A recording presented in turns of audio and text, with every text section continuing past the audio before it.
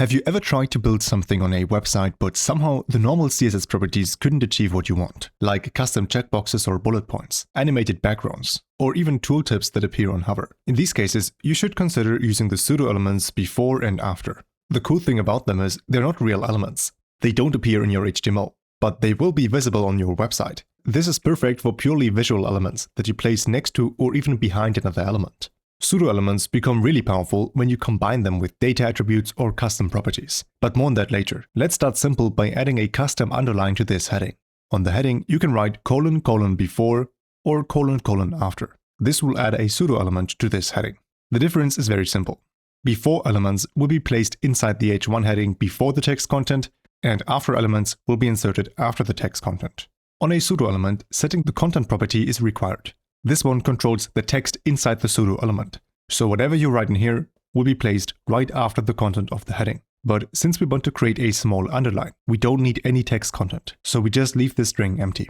And now you can use all the CSS properties that you already know. For example, we need a height and width and a background color. But the element is nowhere to be seen on the website.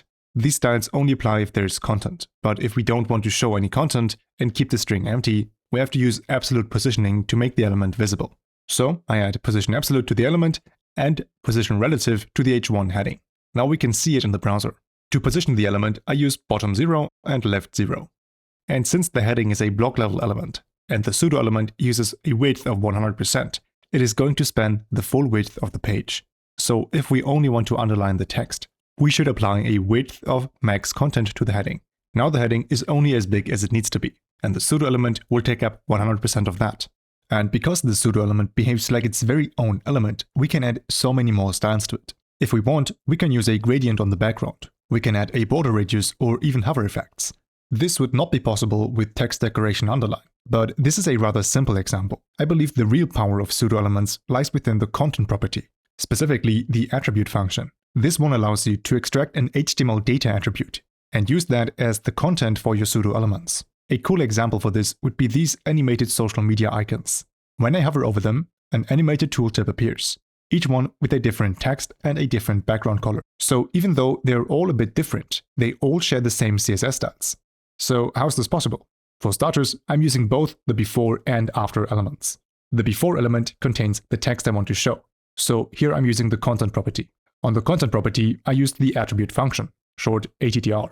And the attribute I'm extracting is called data name. This is an HTML attribute I defined myself in the HTML code.